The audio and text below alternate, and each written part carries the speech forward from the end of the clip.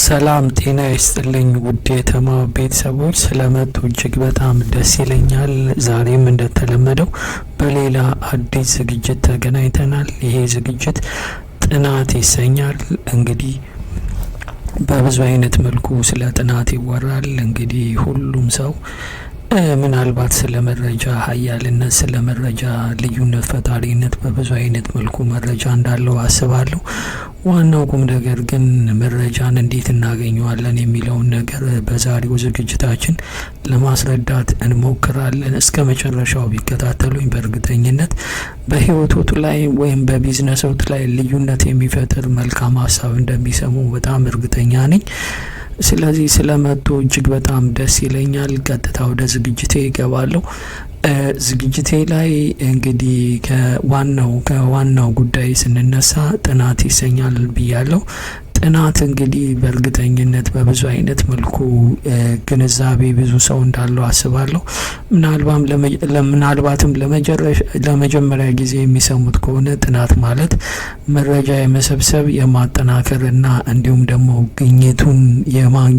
ግኝት የማውጣት ከጥናታችን ወይም ከሰበሰብነው መረጃ ግኝት የማግኘት ወይም ደግሞ የመረዳት ሂደት ወይም ውጤት እንደሆነ እናስባለን። ስለዚህ ጥናት እጅግ በጣም አስፈላጊና ወሳኝ ጉዳይ ነው።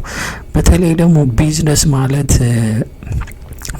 ማለት ያው እንደሚያውቁት ወይም ከዚህ በፊት በሌሎች ቪዲዮዎች እንዳስረዳሁት ቢዝነስ ማለት የምክንያታዊ ውሳኔ ውጤት ነው።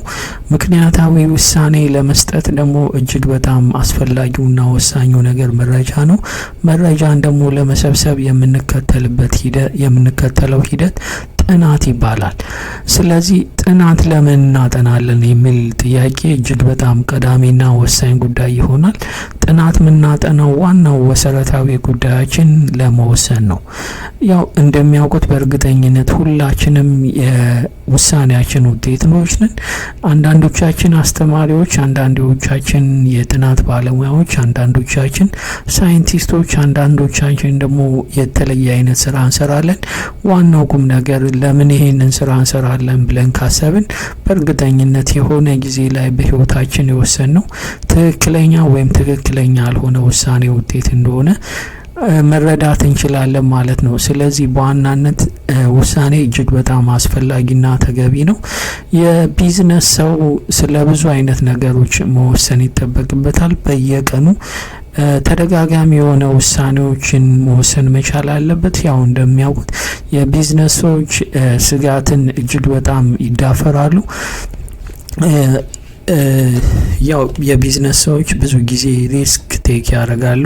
ይሄ ማለት ስጋትን አይፈሩም ወይንም ደግሞ ህልም ተፈርቶ ሳይተኛ አይታደርም የሚለውን መርህ በእርግጠኝነት ይኖሩታል ወይም ይተገብሩታል ማለት ነው። ስለዚህ ውሳኔ እጅግ በጣም ወሳኝና አስፈላጊ ነገር እንደሆነ እንዲገነዘቡ እንፈልጋለን። ውሳኔ በቢዝነስ ውስጥ ስለ ምርታችን እንወስናለን፣ ስለ ስርጭታችን እንወስናለን፣ ስለ ዋጋችን እንወስናለን፣ ስለ ተለያዩ አይነት ከቢዝነስ ጋር የተገናኙ ጉዳዮች ላይ እንወስናለን። በቢዝነስ ዓለም ውስጥ ሁሌም ለማሸነፍ ግብ ይኖራል። ለማሸነፍ ግብ የምናደርግ ከሆነ ደግሞ በእርግጠኝነት ውሳኔያችን ልዩነት ይፈጥራል ማለት ነው።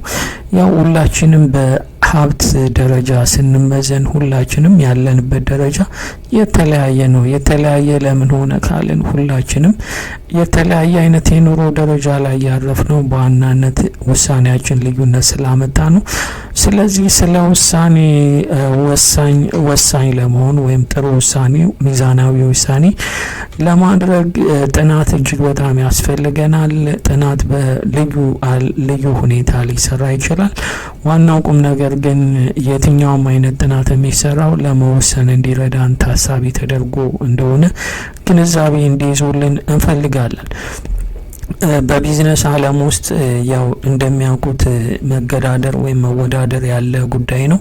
በቢዝነስ ዓለም ውስጥ ጠንካሮች አሉ፣ በቢዝነስ ዓለም ውስጥ ደካማዎች አሉ። ያው ጠንካራዎቹ ለብዙ ጊዜ በቢዝነስ ዓለም ውስጥ ሲቆዩ፣ ደካማዎቹ ደግሞ ምናልባት በተወሰነ ጊዜ ከባቢ ሁኔታውን ካሟሟቁ በኋላ ቦታውን ለአሸናፊዎች ይለቃሉ።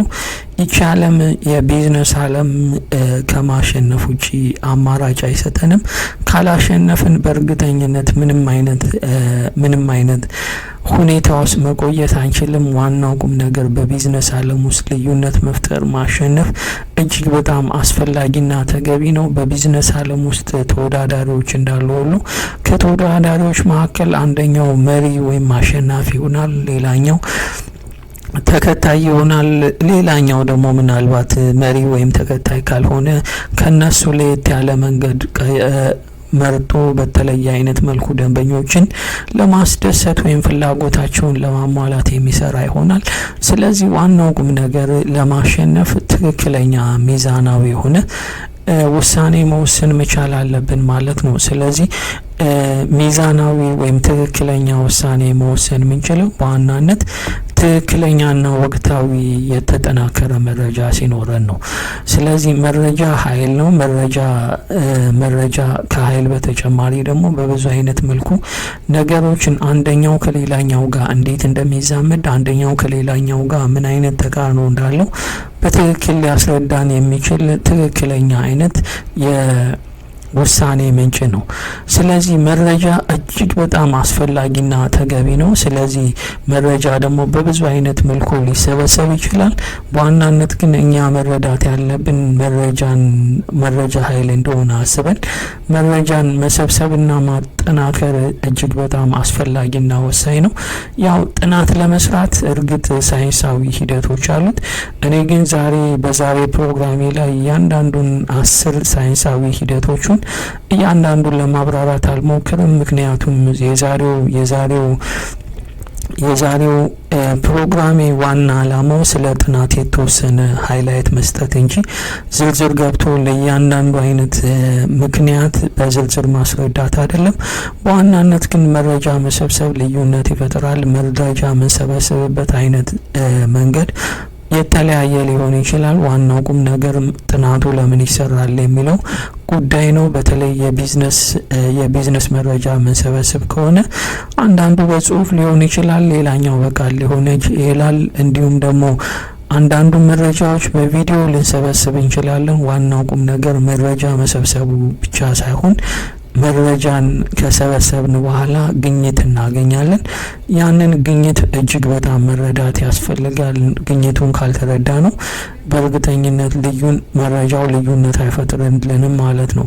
ስለዚህ ግኝት መረዳት በብዙ አይነት መልኩ የመረጃ ውጤት ነው። መረጃ ከሰበሰብን በኋላ ማጠናከር ተፈጥሮ እንደየሁኔታው መሰደር ወይንም ደግሞ በትክክል ግኝቱን ማውጣት መቻል አለብን።